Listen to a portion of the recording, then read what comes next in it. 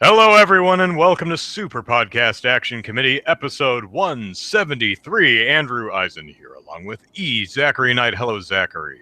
Hello, everybody. I would How are like you doing?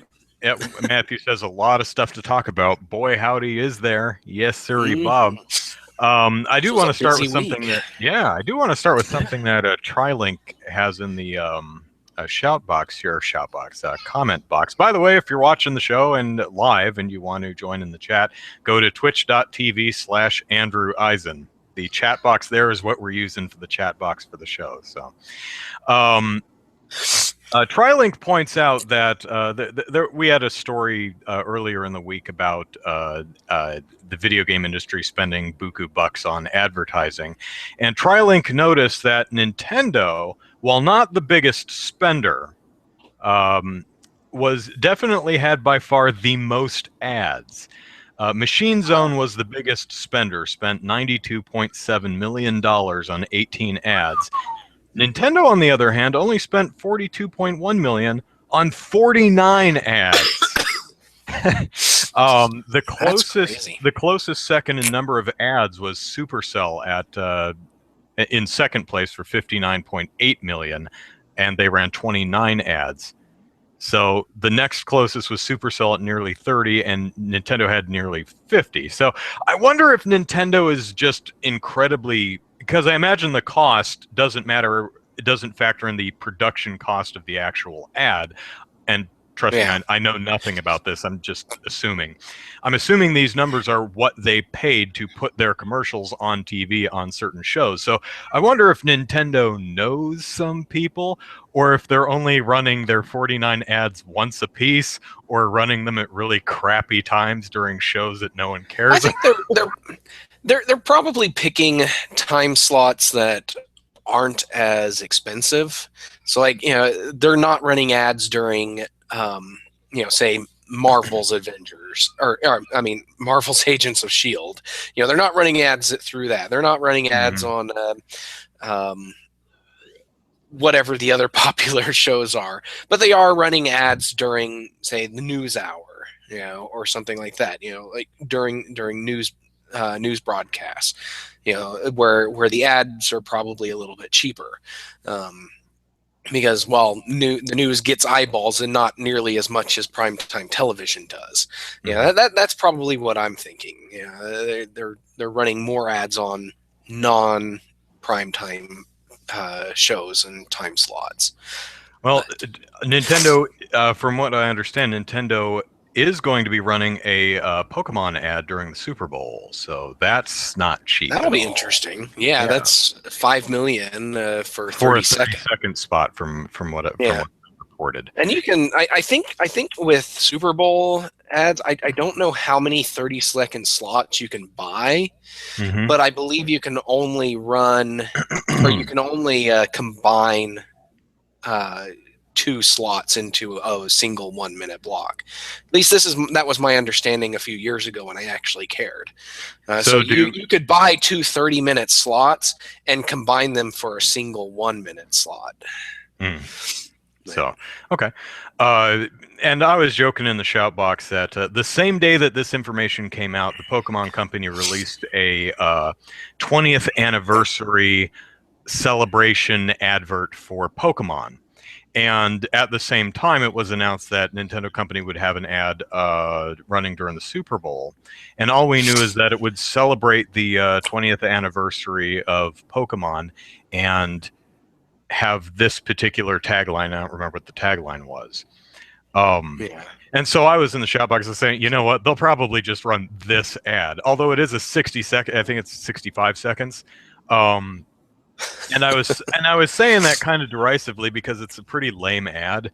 It's just like a kind of an enthusiastic PowerPoint presentation. It really doesn't feel like something you'd spend a lot of money on to run during the Super Bowl. But on the other hand, I wouldn't put it past me. Well, there was one year where somebody, I forget what company it was, but they bought 30 seconds of Super Bowl ad, and then their ad was just a black screen with white text over it saying, "We just spent $3.5 million on this ad.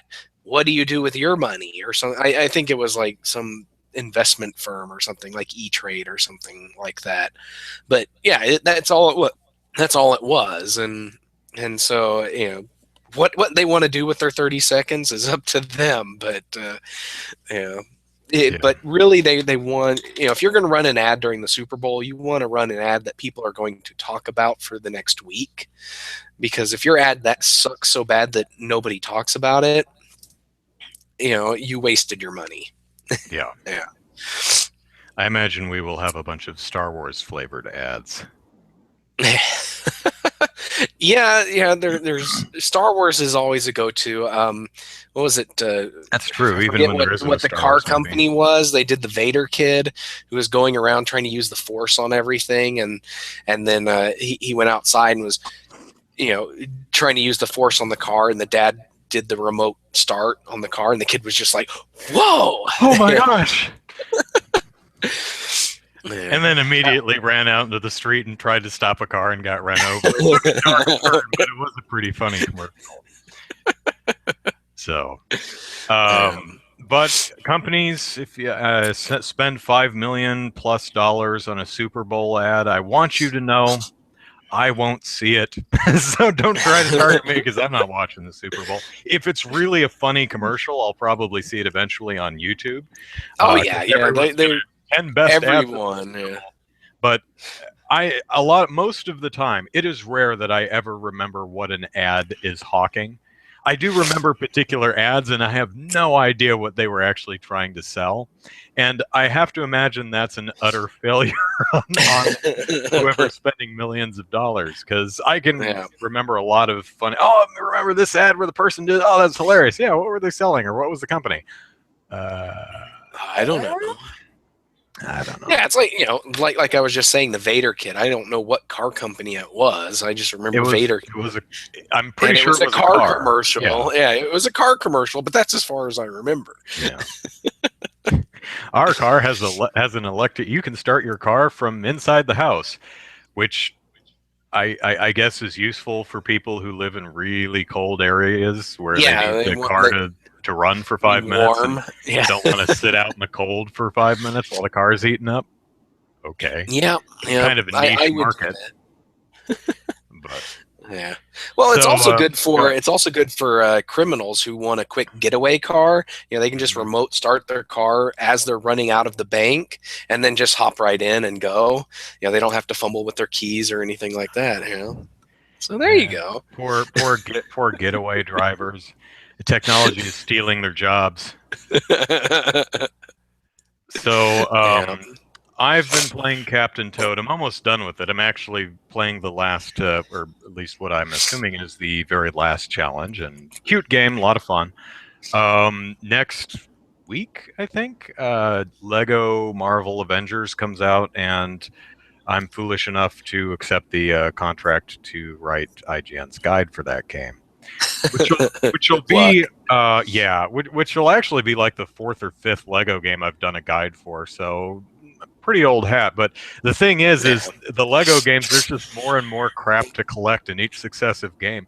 It wasn't so bad way back in the Lego Indiana Jones, but man, when I did Lego Batman 3 last year or the year before, whenever it came out, there's like 450 gold bricks and 150 characters and 25 or 30 red bricks. And it's like, oh, God, on and on and on.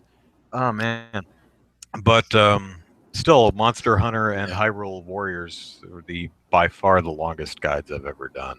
Although Phantom Pain, Metal Gear Solid 5, had I actually done the guide proper, oh man, that would have taken a while. I was just commissioned to fix the guide, which meant I had to, which took me several weeks. Of course, I was also playing it around Christmas, which was eating into my time. But man, that game is long game. I bet, yeah. And I still haven't finished. So I still need to finish it, but I had to take a break because I was playing too much of it. And Andre Lol 3 Andre LOL3 over in the chat here says he or she's going to be grinding Xenoblade Chronicles X while listening to the podcast. Okay. I want to play Xenoblade Chronicles X, but Yeah. I don't have it yet. So Yeah. what are you playing? Oh man.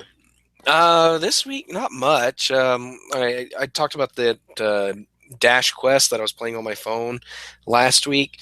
I found out that if I go into airplane mode, it blocks all the ads from displaying, so the game is actually bearable to play. So I just go into airplane mode whenever I want to play, and so I've actually made some progress because I don't have to waste so much time watching stupid video ads. But other than that, I downloaded Omicron, the Nomad Soul, yesterday, and I was hoping to be able to play it more today because I only played it for like 30 minutes yesterday because I downloaded it pretty late, and I got as far as the main character's house. So I have absolutely no idea what's going to happen in this game, but some interesting things to note. Okay, the default keyboard control layout. This is my theory for how they chose the keys for this. They took a picture of a keyboard, put it up on the wall, and then just threw darts at that picture. So it's like, okay, we need a key to run forward. Okay, it is now the G key. Now we need to run backwards. Oh, it's the M key. It wasn't that bad for the directional controls, but everything else, okay, it's like the main action button is the enter key. And okay, so the default keys are move is the arrow keys on your keyboard. The main action key is the enter key. The jump is the space bar.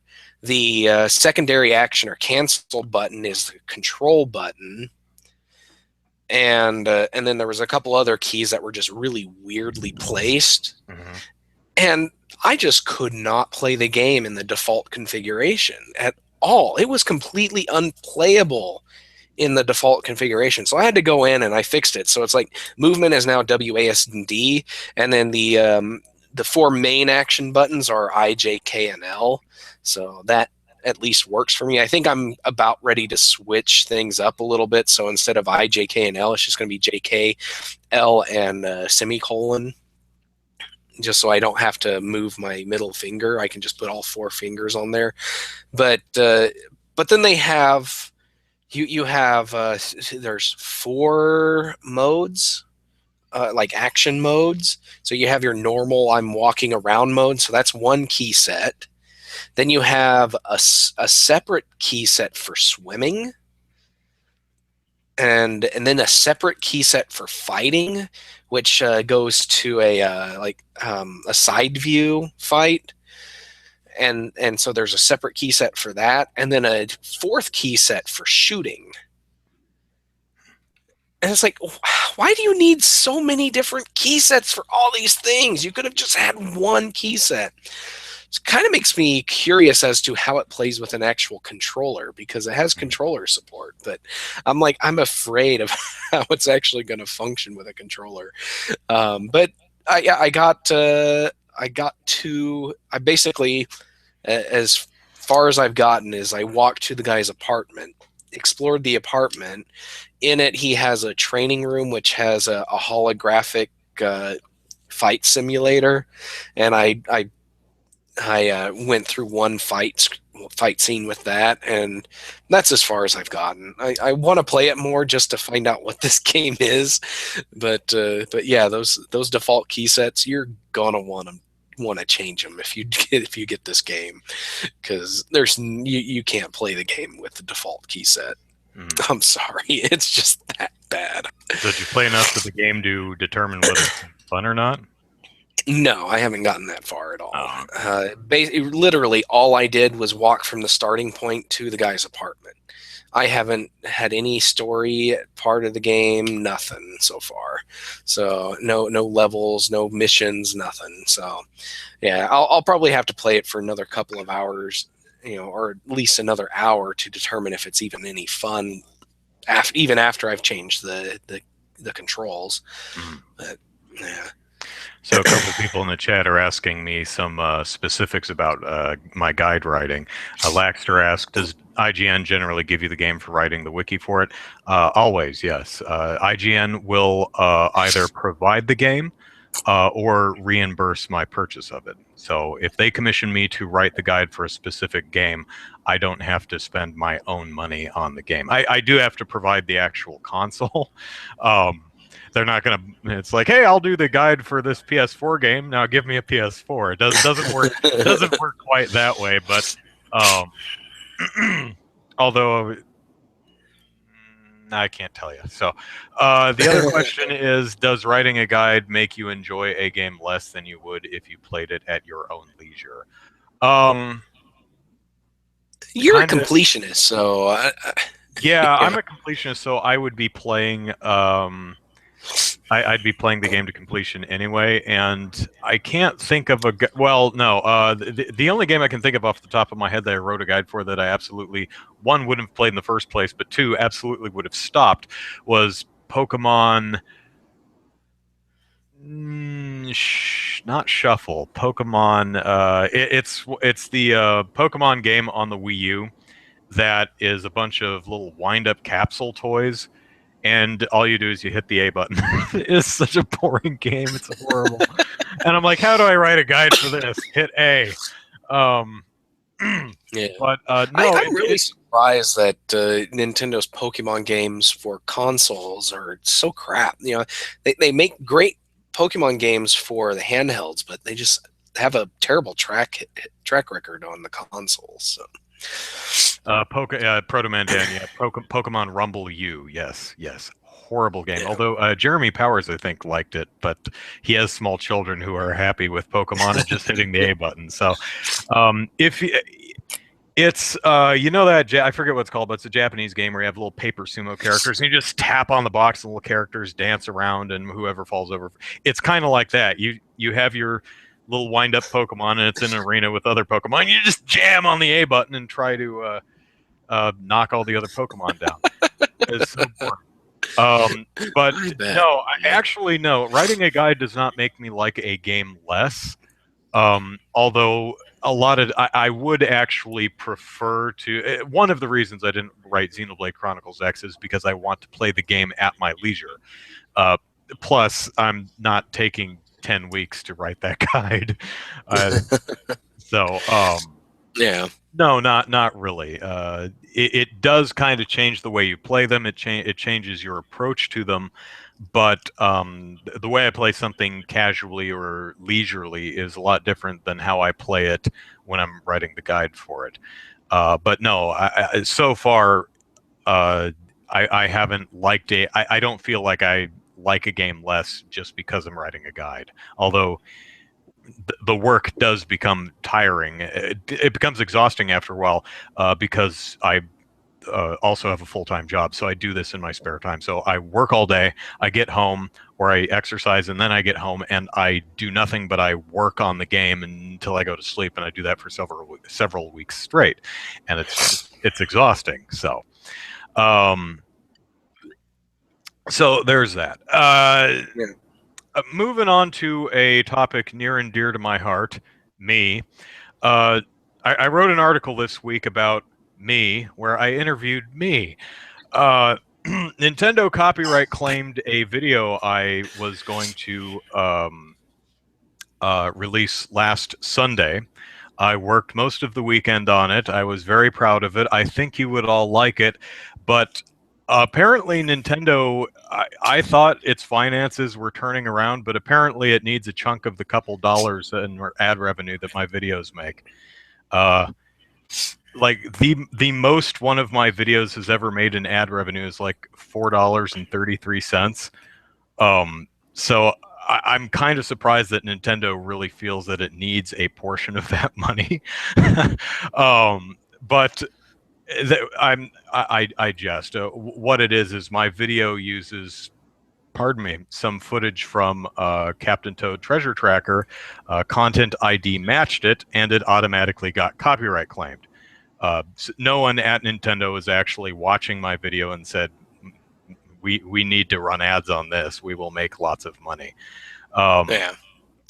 So the video is called Captain Toad Headbutts Toadette in the Crotch. It's a very classy video, as I'm sure the title implies. And it's essentially me telling a story and supplementing that story with imagery from the game, which I've edited together to fit what I'm saying. So my degree is in electronics engineering, not copyright law, but I believe that my transformative use of footage that I captured from a game I legally own is fair use. Definitely. So Nintendo has another 3 or so weeks to respond to my dispute of its claim, at which point it can say, yeah, okay, and drop the claim, and I'll release the video, and y'all will enjoy it. Or it will say, nuh-uh. And at that point, I have the option of taking them to court, which I don't have the time or money to do, over the couple dollars, maybe if the video's really successful, would earn. On the other hand, do you really think Nintendo would take me to court? I might call their bluff because I don't. Oh yeah, bring it, Eisen. You think you can just run footage from Captain Toad? Not on my watch, bucko. Yeah. I have to wonder how many really awesome Nintendo-themed videos we're missing out on because Nintendo is stupid when it comes to copyright. I'm sure there's probably a lot because, Nintendo just doesn't understand the internet. And this is just, the Nintendo YouTube partnership thing is pretty crap all over. And I don't know why anybody would want to sign up. We've got somebody there in the comments, the River and Yuin, says that this person, they signed up for the Nintendo program, says, and got 5 cents over the last few months from their Nintendo videos. All right. The Nintendo partnership program, which is one of the most tone-deaf things. Either they suck at explaining it, or I don't understand it, or something. But the way I understand the way the program works is you can only do Nintendo videos, and even then, it's only videos from a from a whitelist. Yeah, it's okay, unless they've changed things.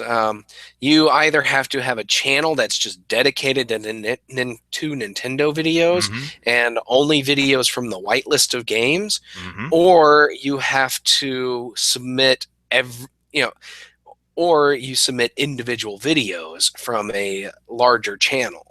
So if you do a channel that's just all kinds of games, if you want to do a Nintendo video, you have to submit that one game or that one video and any other subsequent videos you do. Yeah, I think that might be the case, but reading their FAQ, it's really not clear. It could go either way. River Anduin, and however, River says, I don't own the game. I own a private license to play the game. I own the game. This is mine.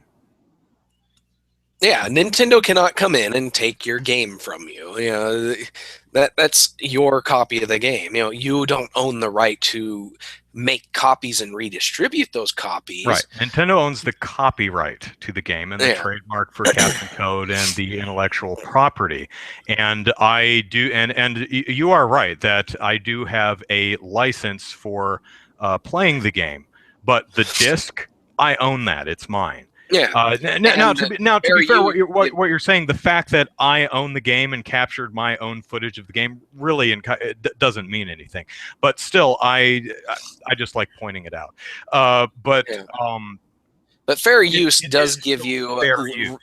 Yeah, fair use gives you the right to to use copyrighted materials in ways that are not normally approved by the copyright holder, or not usually approved by them, but in ways that don't harm the market for the original copyrighted work. So like your video, you take a few minutes out of a game that takes you what? How long have you been playing Captain Toad? Yeah, hell if I know, a couple weeks. A couple of weeks, so like 30 hours. You take 5 minutes out of a 30-hour game and you make a video about this 5 minutes. That is clearly fair use. There is no way that is not fair use, because somebody is not going to go on YouTube, see a 5-minute video of Captain Toad and say, well, I've seen everything there is to see about Captain Toad, I'm not buying it. If they do, that's their prerogative, but it's not a replacement for the market of the actual game. Yeah, I did not. The video is not just me uploading cutscene footage from the game. That I would argue probably is not fair use. If you're just taking cutscene footage, which is exactly the same every single time, and just uploading all the cutscenes to YouTube, I'm on the publisher's side in copyright claiming that, because that's not your work. That's all Nintendo, all the publisher's work. But my video is me on camera talking, and it also cuts to footage that's heavily edited. So the joke I'm making with Captain Toad headbutting Toadette in the crotch depends on camera angles and editing. So it's truly a transformative use of that game. So I believe I would have a case if I held it up in court. And that's not to say that Nintendo does not have a right to copyright claim this video. It does. It's just almost certainly would lose on the grounds of fair use if this ever went to court, which definitely. It wouldn't, because this is over a video that would make 30 cents. But they really want that 30 cents. Even if at least Nintendo, a cut of that 30 cents. Yeah, even if Nintendo refuses to play ball here and say, oh yeah, that's fine, go ahead, kiddo, I will figure out a way to get around content ID. I don't know how. Maybe I'll do a slideshow instead of video. I'll just do kind of a picture show. I don't know. Maybe I don't know. I haven't seen the video, so I can't make a judgment call on whether a slideshow would still have the same input. Yeah. River says Let's Plays don't apply to fair use, but your video should. I would be very interested to see I would say Let's Plays do. Kind of depending on the actual Let's Player. If you're just uploading raw footage of you playing the game, that's probably not fair use. Unless there's a good argument that it's not fair use. Yeah, it would kind of depend on the game. Like if it's a Dragon's Lair, which kind of looks the same every single time, maybe not. But if we're talking about a speed run, or running through the game backwards, or something unique to you, I would argue that that's fair use. Yeah. Well, but like I was saying, if you're just uploading raw footage of you playing the game, there's an argument to be made that's not fair use. That's not to say it's not fair use, but there's an argument to be made. Yeah. But if you are, say, playing it in front of an audience while talking with the audience, talking about the game, doing interesting things in the game that aren't normally done by players of that game, then that is clearly fair use. Even though you are uploading footage of the game, including the audio, you are adding something to the game, something that's not normally there if you were to just sit down and play the game in your living room.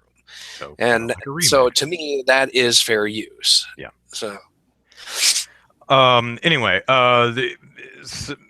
someone's suggesting just film the footage off of your television instead of direct feed capture it. Yeah, but then I'd have to edit it again, and there's actually a lot of editing in that video, and I don't want to do it again. But we'll see what happens. I think Nintendo has till February 9th. So flipping the footage vertically could also work. Might. Even bordering it might. We'll see. So, okay, let us move on to this week's poll, which I actually didn't close. So let me do that real quick. Where is it? There it is. Close poll. And closed. So we had, let's see, 173 people vote in the poll this week. The poll asked, the Oculus Rift is $599 plus an expensive PC. Will it be a success? And 56% said there will be enough early adopters to keep the tech alive until it's more affordable for the mass market. 24% said no, there won't be enough people who will care or be willing to pay that much. And 20% said yes, the stars are finally aligned for virtual reality. So most people think that the Oculus Rift is going to just be early adopters only for probably at least 2016, and yeah, that feels right to me. Yeah, I could say there's probably going to be enough. But I looked at this question as, will it be a success? Mm-hmm. Because that was your actual question. And so I said no. Even though you got your early adopters, it's not going to reach a large enough audience that I would consider new hardware to be a success. Yes, it will keep the tech alive, and it will and more money and time will go into development of VR, but the Oculus Rift itself is probably not going to be the top dog when VR is said and done. Mm-hmm. Very few first generation techs are that success. Yeah, I think we might see kind of a probably slower, but a similar thing to high definition digital video. We had a Blu-ray and HD DVD for a while, and those took a while to. First, one had to die. Blu-ray took over, and now it's actually still kind of working. Even when DVD, it comes to high definition video, I would say the first generation of high definition video was Laserdisc. Okay. And Laserdisc flopped horribly. Yeah, and even though there were early adopters and stuff, but it flopped. It was terrible, and because you actually had to remove the disc, which was the size of an LP, and flip it over halfway through your movie. That was the worst thing that anybody could ever do. Yeah. Nobody wants to, Luke, I am your turn disc over now. It's like, nobody wants that. Now, would you consider Oculus Rift and its ilk to be first generation VR, or would you consider like Virtual Boy and other attempts at this technology? Virtual Boy, no. Virtual Boy was a thing all its own. I wouldn't consider it VR. I would consider this to be first generation consumer VR. We've had VR headsets and stuff in the past, but really those were more prototypes, and if you were lucky to see one of those in a high end arcade. But this is the first generation of consumer VR. In the same way, Laserdisc was the first generation of high definition video. Yeah. So, Protoman said considers the Virtual Boy to be more 3D than VR. Yeah. And I would agree. I'd call it more the predecessor to the 3DS than I would actual VR.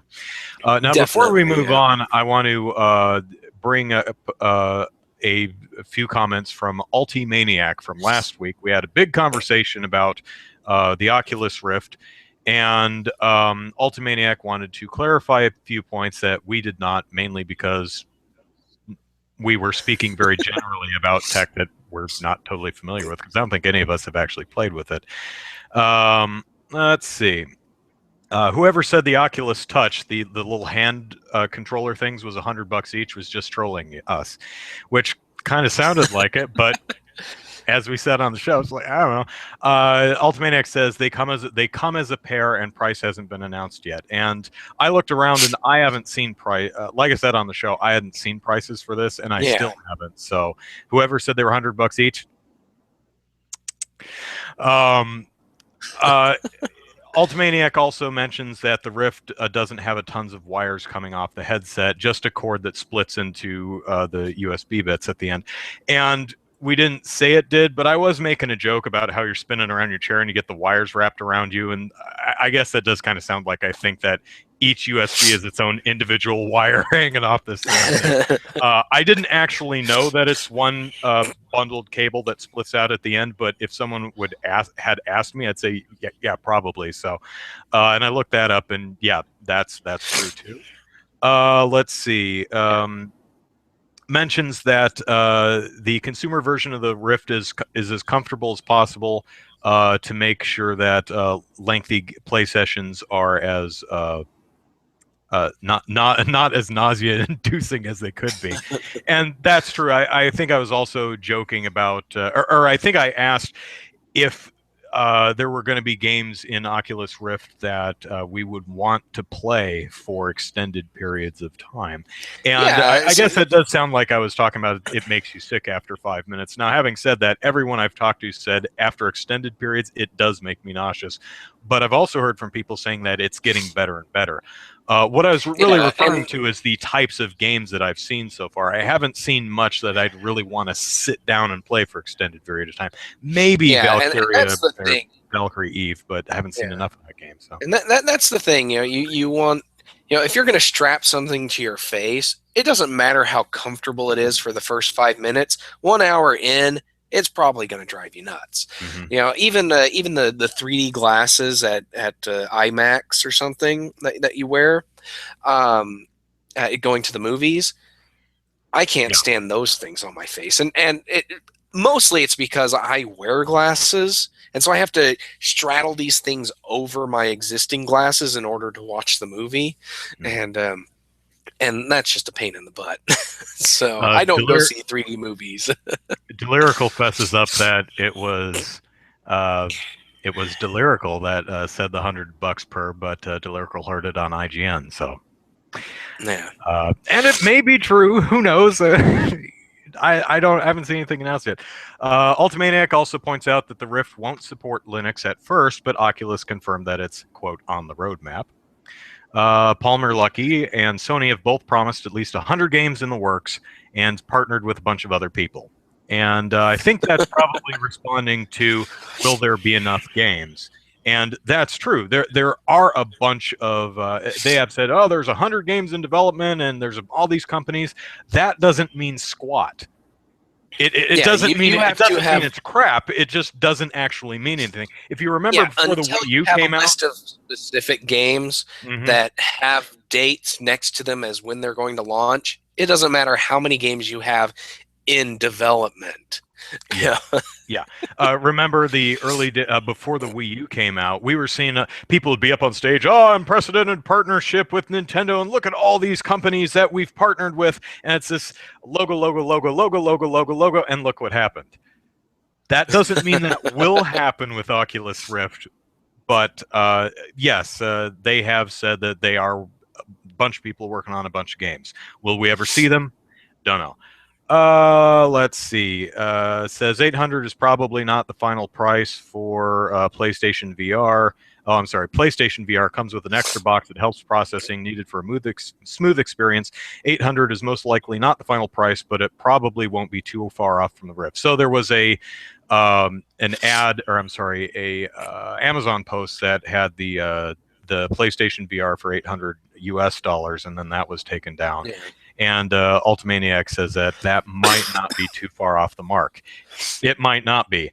I don't think Sony is going to move any of them if they're $800 though.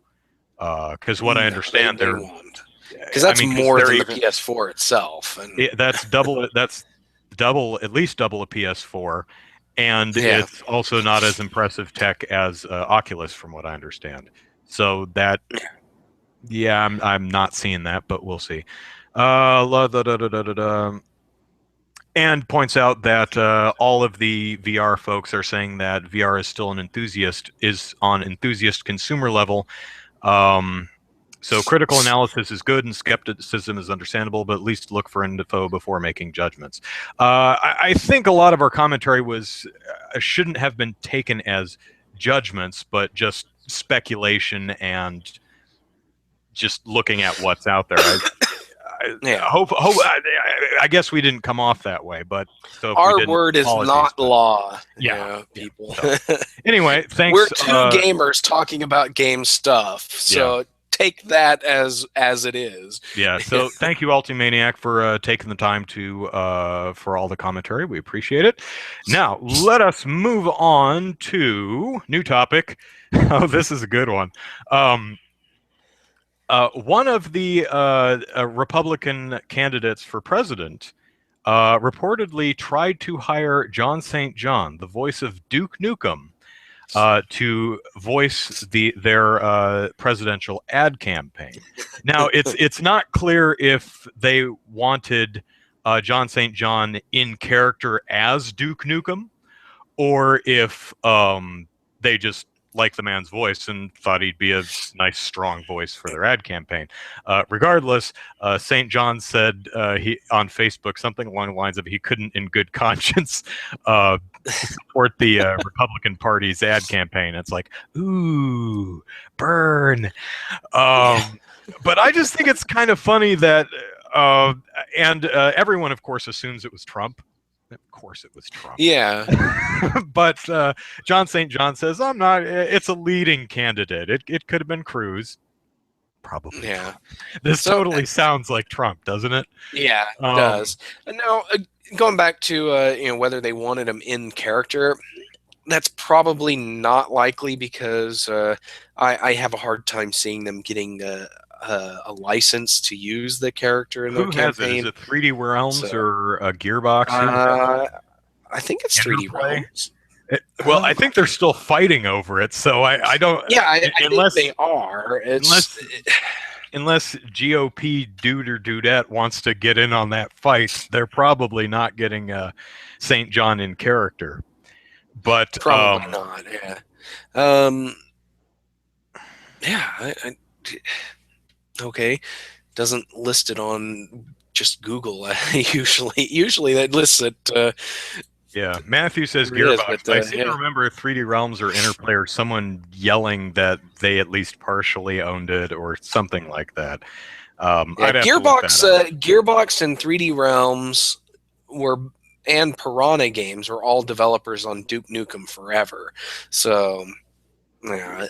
So I do believe there's some kind of disagreement between Gearbox and 3D Realms, but I don't recall the extent of that. But yeah, but going back to the guy, it's probably just his voice. He just has an iconic voice, and they probably wanted him in there because they thought macho gun-toting guy would make a really good spokesperson for the Republican campaign, I guess. That totally. This sounds like something The Onion would write. GOP candidate hires Duke Nukem as presidential campaign spokesperson. That sounds like an Onion article.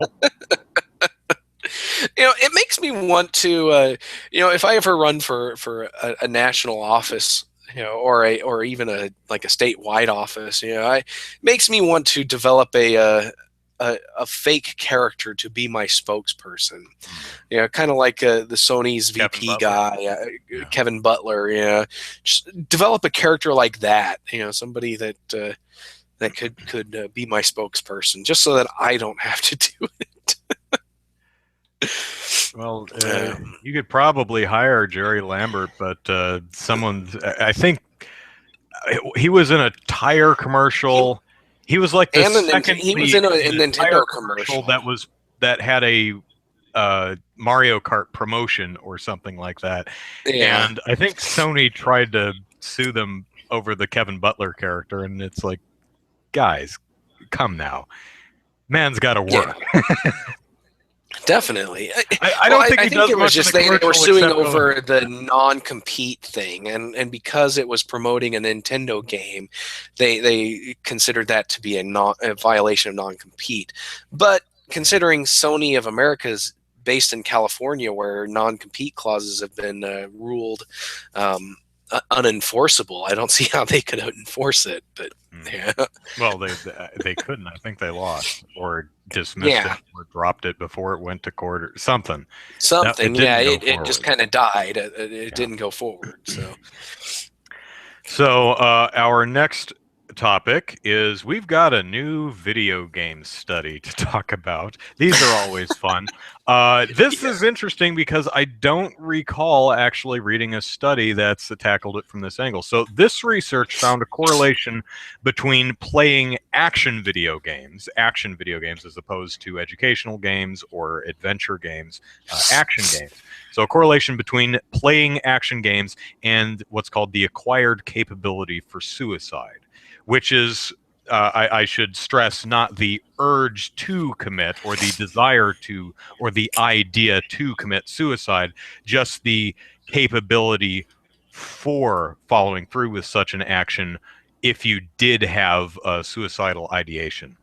So this study, like pretty much all of these studies, surveyed 228 college students who were enrolled in general psychology courses.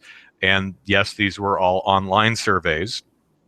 And if the students were gamers, they asked them how much time they spent gaming and what types of games they played: action, adventure, simulation, or educational / traditional. yeah. Then they filled out the painful and provocative events scale, which is a 24-item self-report measure of the frequency of participation in various painful and provocative events across the lifetime. And they also filled out the acquired capability for suicide scale, which is a 20-item self-report measure of acquired capability for suicide. So they crunched the numbers, and they found that the subjects who played action games had a higher acquired capability for suicide than anyone else. They measured it against gender and ethnicity and a bunch of other factors, but found that it didn't have anything to do with it. It was just related to action video games. Um, so the study says these results suggest that it's not the overall hours of video game play that are associated with ACS, acquired capability suicide.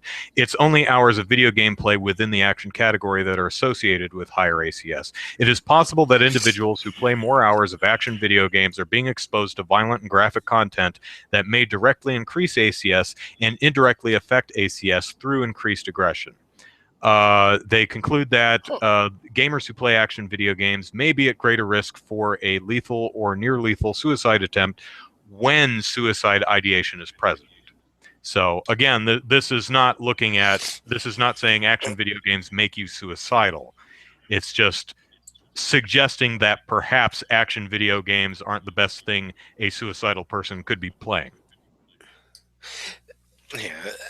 I don't know. This seems just looking at it, the term itself, acquired capability for suicide. That was a new That one just on me. sounds Yeah. weird. Yeah, that is new to me too. It sounds weird. It's like the acquired capability. So based on what games you play, you gain a greater capability of committing suicide if that's your desire. Doesn't really make sense because suicide requires some kind of tool, in order to commit. Whether it's a noose to hang yourself, a gun to shoot yourself, a blade to cut yourself, or a roof to jump off of, or whatever else you might end up doing. It doesn't seem to me that of playing a video game will make you more adept at using any of those tools for that purpose, let alone any other purpose. This is the same. To me, it's the same thing as previous claims that state that people who play violent video games are better at shooting guns, which has been proven false by multiple people. It's just, or at least not proven false. It's been demonstrated that doesn't really happen in real life. But it just, to me, that just doesn't make sense. But the other problem, as people in the comments mentioned, is that this is a self-reported study where the people participating self-reported this stuff. So there is there is that possibility of a lot of statistical errors when compiling the data, because people put in things that they think the researchers might want. Also, the fact that they're actually surveying college students who are taking psychology courses, so they know what's up. Yeah.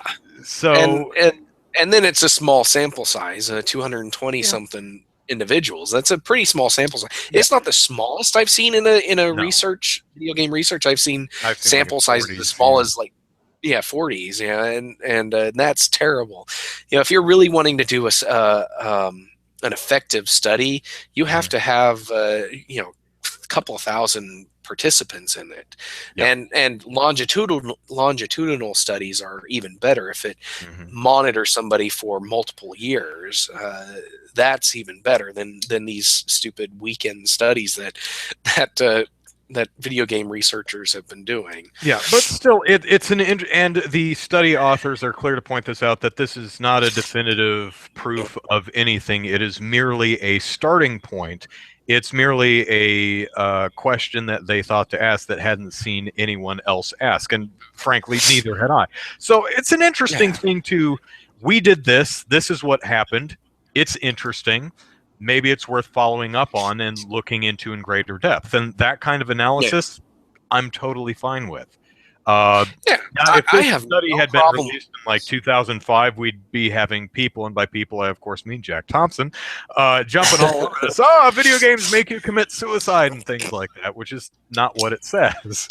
So no, not at all. And I'm perfectly fine with research if this is the type of research that they want to do, and if this is just a starting point where they say, okay, let's get some data to create a theory off of, so that we can work that theory and actually test it in an actual lab setting, or whatever a study like this would be done in. And if that's their intent, then go right ahead. But if this is where they're stopping, then this shouldn't even have been released. But hopefully somebody follows up on this and actually tries to find out what's up. As with other studies that look at how video games may affect this, that, and the other thing, I'm also curious what other types of things may affect ACS. Is it ACS, acquired capability? Yes, ACS. Yeah. Like watching sports. And categorize that football, hockey, ping pong, billiards.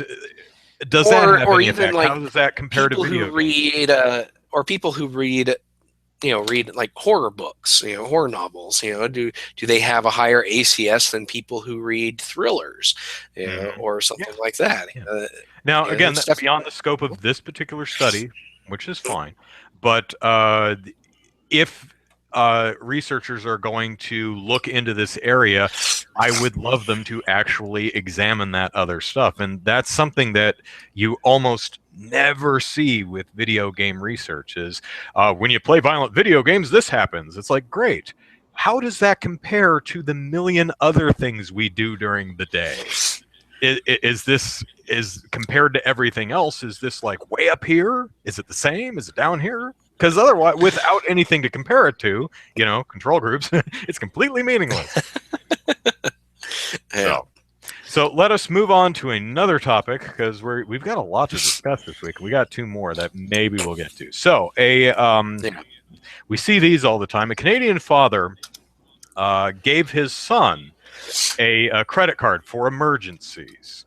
Well, at the end of the month, he got his credit card statement, and holy biscuits, 8,000 Canadian dollars on that bill for that's like what $10 US or something.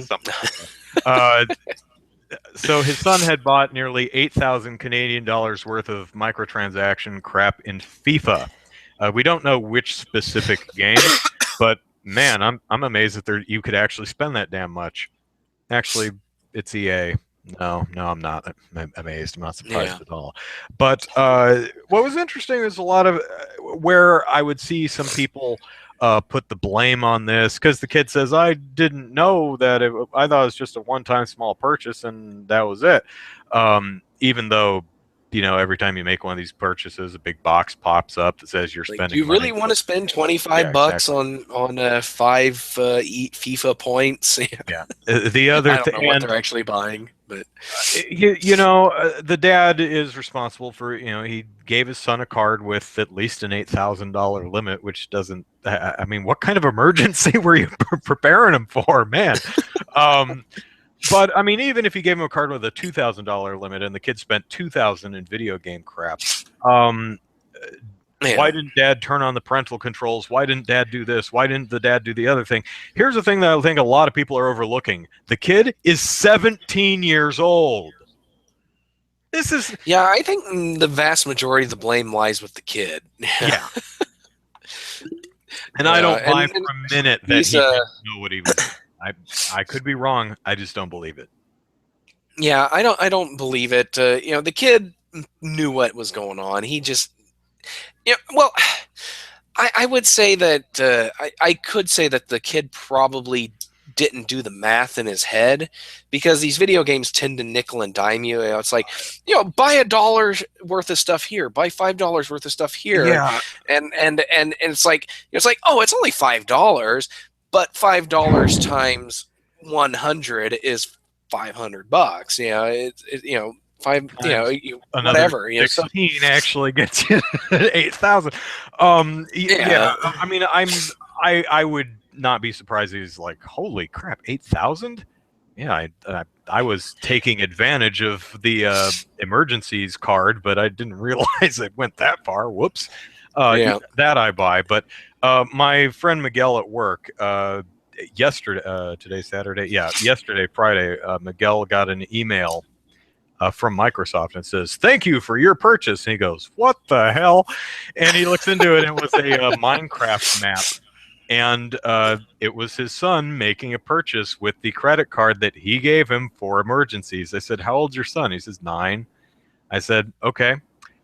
Why didn't you set the parental controls on your did you tell him not to?" He says, "This is not the first time I said, this is not for video game purchases. Do not video game purchase with this." I mean, it's only a $10 map pack or whatever, but his Yeah. son is.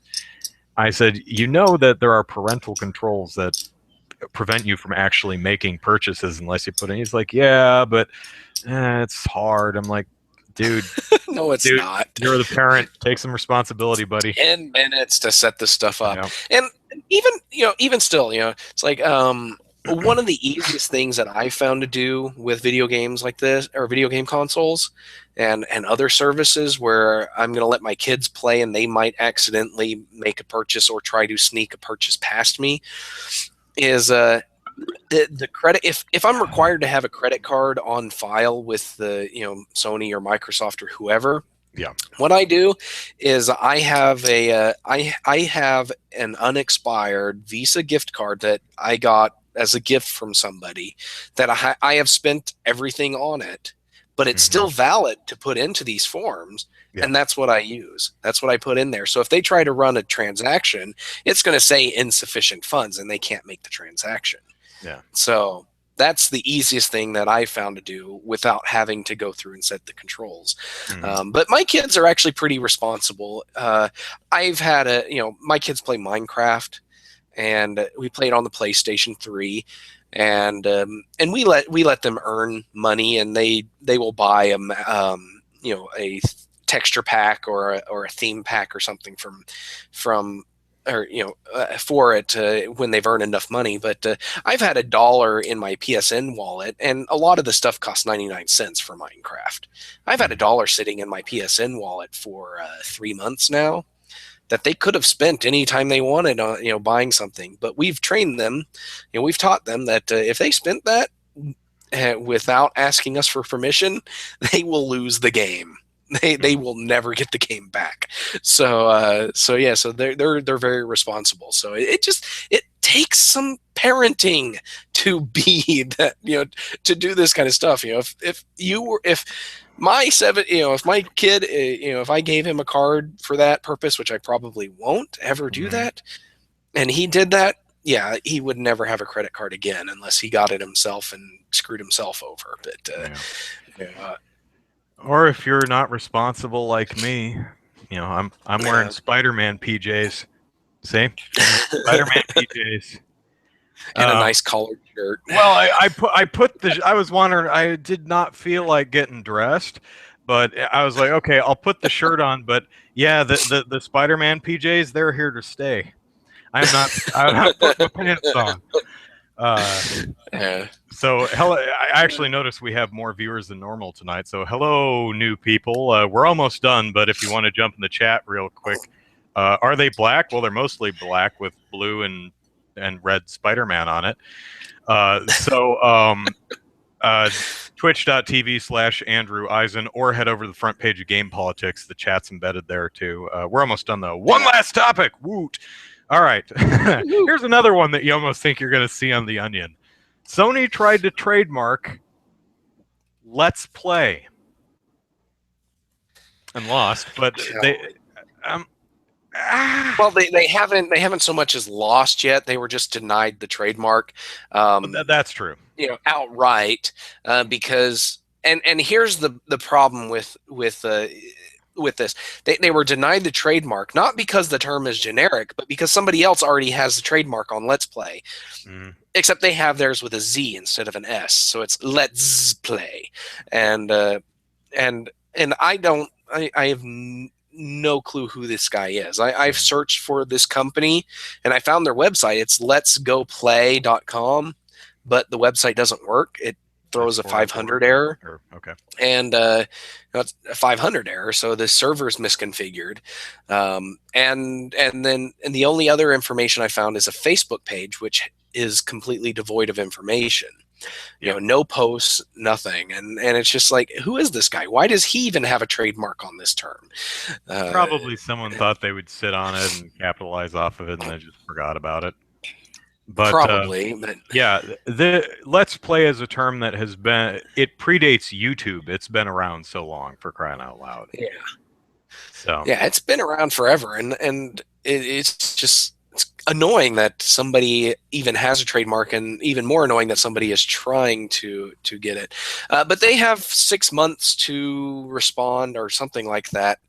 Isn't USTPO asking for more information, like how this is differentiated from the existing mark? Something like that. Yeah, they say they're asking for more information, and they want to, they basically want Sony to defend their application for it, and they've got a certain amount of time to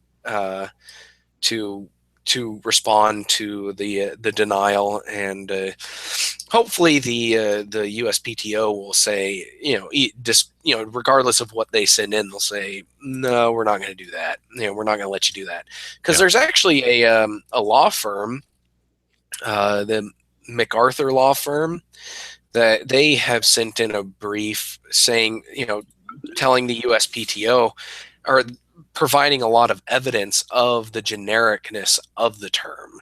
It's like let's see, they've provided over 50 examples of how Let's Play has become generic, and so the MacArthur law firm, they say we believe that USPTO will review the evidence we submitted and come to the same conclusion as thousands of gamers, that the term Let's Play is generic and that Sony should not have exclusive rights over it.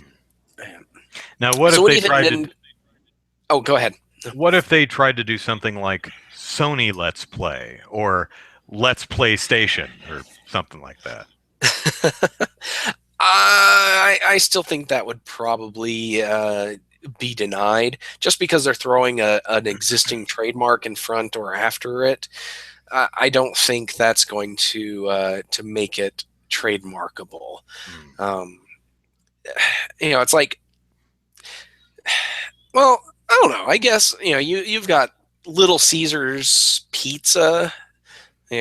Pizza Hut, pizza is a generic term, but there are trademarks with pizza in it, just because that's part of the name. But so I guess you could trademark if it's a specific name with Let's Play, but they couldn't just trademark Let's Play, or the trademark Sony's Let's Play wouldn't allow them to control Let's Play on its own. Yeah. I guess. So. So Andre LOL3 updates us on his run through Xenoblade Chronicles X, saying that I went from level 36 to level 40 killing giant enemy crabs using Gundam. Not too bad. Yes, level 36 to level 40 killing giant enemy crabs. You must have been targeting their weak spot for massive damage. That's never not funny. Yeah. Yeah, Laxter says, "Let's play Station." Yeah. Just put Saga after everything, then you can trademark it. Yeah. So, and that was Proto Man Dan suggesting. Okay, so that is our show for tonight, and we kept it mostly to an hour. And so, hello, all the new people. River says, "Gotta go. Nice podcast. Thank you. See you next week." And we are out of here too. So let us plug our stuff and go away. Andrew Eisen here. Eisen is the last name. Plug it into YouTube, and you won't find my latest video because Nintendo copyright claimed it. But hopefully, Nintendo will see the light and do the right thing. And you will all be able to bask in the gloriousness that is my latest vid, Captain Toad headbutts Toadette in the crotch. Because I worked hard on that video. You can also follow me on Twitter at Andrew Eisen, and my Facebook page is Andrew Eisen YouTube. So there we go. Zachary, plug away. All right, you can follow me on Twitter at EasyKnight, and you can also follow my game development work, DK_gaming, and I recommend you subscribe. I'm working on a new game, and hopefully I can get some more stuff done. I wanted to get some work done on it today, but my day just did not work out. But that's all for DivineKnightGaming.com. You can also follow the Oklahoma game development scene at OKGameDevs on Twitter and OKGameDev.com. And if you're interested in other random stuff revolving around the video game industry and other such things, you can check out randomtower.com and rustyoutlook.com. So all right. You've been listening to Super Podcast Action Committee, episode, 173. You can send us email at superpackpodcast@gmail.com. So if you can't watch us live and want to send us a question for us to answer on the show, please do. superpackpodcast@gmail.com. Follow us on Twitter at superpackpodcast. Like us on Facebook, and subscribe and rate us on iTunes. That's right. We're finally back on iTunes. At least the 10 most recent episodes. I'm not sure about the full archives. I'm going to look at that later tonight. I don't know about RSS. I don't know if that's set up yet, but I'll look into that too. But we are back on iTunes, so you can subscribe to the podcast there and give us a rating. And that's that. We will be back at you next Saturday, 6 p.m. Pacific Standard Time. So see you then. Bye. All right. See ya.